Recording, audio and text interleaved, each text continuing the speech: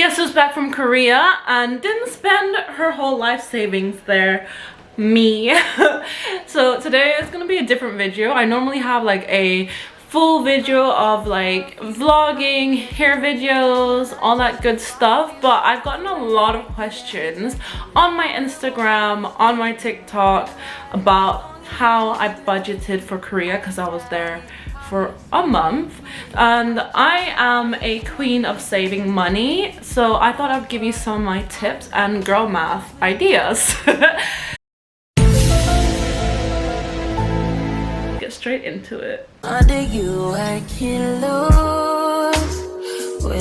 Plan and research when you want to go, decide what month you want to travel in as well. Some months are more expensive, some months are less expensive. It really depends because some months are very like touristy months, some months aren't. Then start looking at flights beforehand. I decided May, like end of April, beginning of May, because it was springtime and I wanted to have some hot weather, and I made sure to look at the weather app to see that I didn't go from like raining to raining. Decide how long you want to stay, and then if you want to stay 2 weeks, 3 weeks, 4 weeks, I would suggest longer, especially if you're in Europe. I wanted to stay there as long as possible, get my money's worth, you know what I mean? So I decided to be out there for a month, and I wanted to go in May because I wanted it to be hot but not too hot, and I didn't want to have raining seasons because it had been raining and been grey and very depressing weather in London.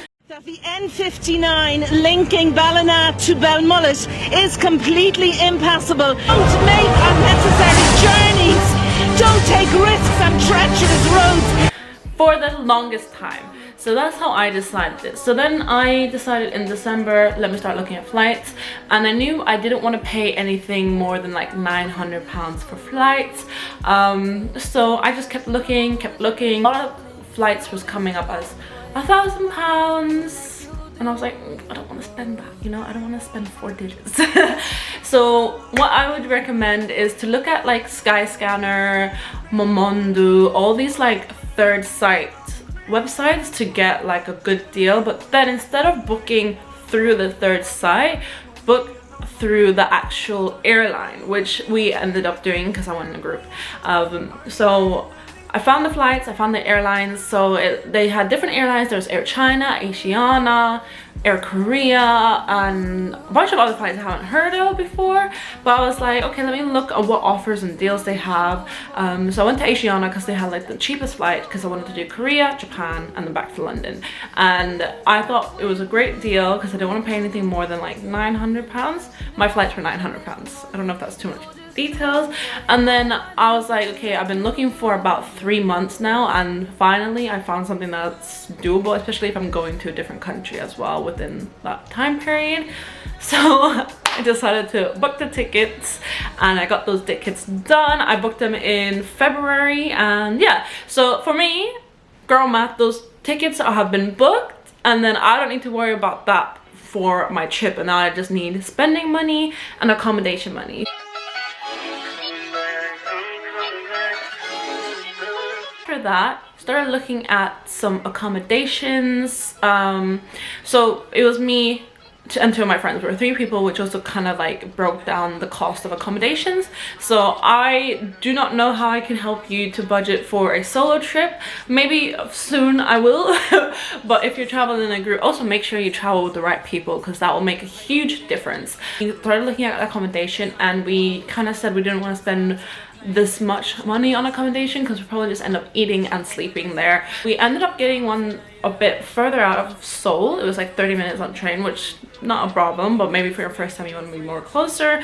But one of my friends had already been to Korea, so we had her as like our tour guide. Paid that off months in advance. So then girl math, I didn't have to worry about that, okay? So that was like my accommodation and flights sorted. So we had that sorted and settled.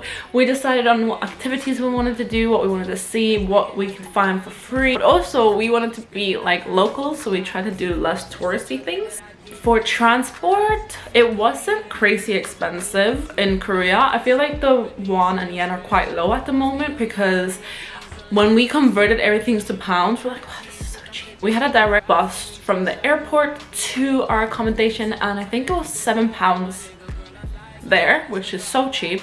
Normally if you want to get a bus from the airport here, it's like 20 pounds. So I'm just saying, transport was really cheap, we thought. I didn't really think much about budgeting for transport because I don't really think about that here. Food was really cheap. We ended up eating out almost every day.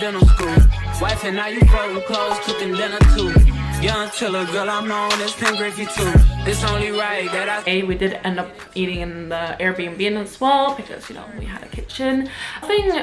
Nothing was over 40 pounds, and we split it by person for person. So one day I would pay for us, and then maybe for dinner someone else would pay. We probably spent 200 pounds, and then clothes and stuff was super cheap in Korea. So I had no problem spending money because I decided, I was like, when I'm here, I'm gonna get the stuff that I want, because I don't normally shop much. Like you will see on my channel, I don't really like recommend a lot of things. Like I'm kind of like, do this, do this. Like I have a sewing machine. I upcycle my own pieces as well. I don't know if you want to see that on my videos or on my channel. Let me know down below. Let me know what you're into. And like we went to Gangnam, which is like the richer area, was not crazy expensive, still cheaper than London. I went to a thrift store in Gangnam, got a skirt for like 100 pounds, which I was like, this is such a cool skirt. I'm gonna post a video on it on my Instagram, so make sure you follow me there. Got a really beautiful off shoulder. I was like, what, 40 pounds? So really reasonable prices. Next step is to make sure you have your travel essentials, such as travel insurance, if you need visa, all these like things that might cost extra that you don't think about. So I have a EU passport, and Korea just made it certain parts of the EU into Korea visa free for 90 days. For 90 days you can visit for free without a visa, but then if you want to stay longer you'd have to get a visa. You might need travel insurance, I don't know, like you have separate. I have my own personal travel insurance, so I didn't have to pay for that.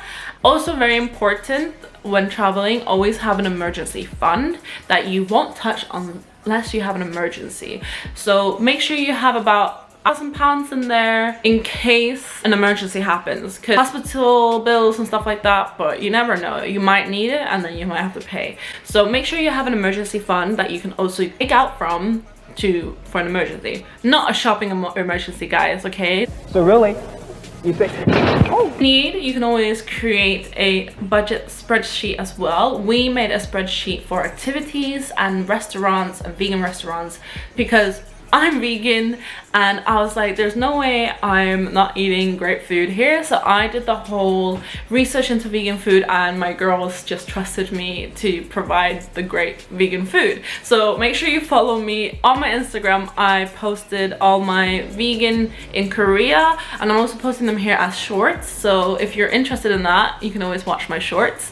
Let me know if you want me to compile that into like a long video so you have it all in one. So I was like, okay, I think £5,000 should be okay for a month out in Asia. And I literally only spent, like, not including flights and accommodations because I paid them off before I even went to Korea. So girl math, I don't count that as a part of this expenses because I already paid for them. I only spent maybe, I would say 1,500 in Korea for clothes. I didn't overly shop things for clothes. Skincare, I spent money on skincare, but skincare is cheap and so much better out there. So if I need new skincare, I might just have to go to Korea to get it. Skincare, clothes, and just some like small bits like that. I didn't crazily spend, I don't think, but I think like when I was there I maybe spent like 1,000 to 1,500, which I think is great. So it's very doable. If you live in a city like London and you want to go on holiday there, I would say 1,500, that's quite of a budgety holiday, because I didn't feel like, oh, I need to be buying everything I lay my eyes on because that's in Korea. I was like, okay, I'm still gonna get pieces that I know I'm gonna love and want and that I'll keep like for a long time.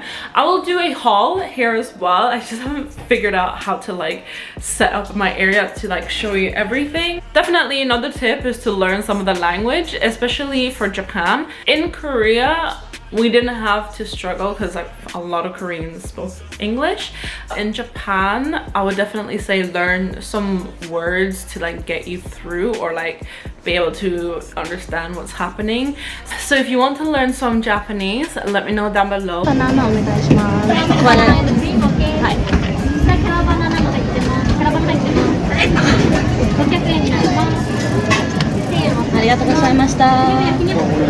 Learn some of the language because it will just make your life easier in Japan and they will appreciate it, you know. Let me know if this video was helpful. I do think I kind of broke it down, but also I got lost in my thoughts. If you like this video, let me know down below. If there's any other questions you have, don't be scared to ask and I will do my best to answer it. But I'll see you on my next video. Where will she be next? Who knows? What will the video be next? Who knows? But I'll see you on my next video. Don't forget to hit that like, comment and subscribe, and yeah, let me know what other videos you want to see from me, and I'll see you on my next video. Bye.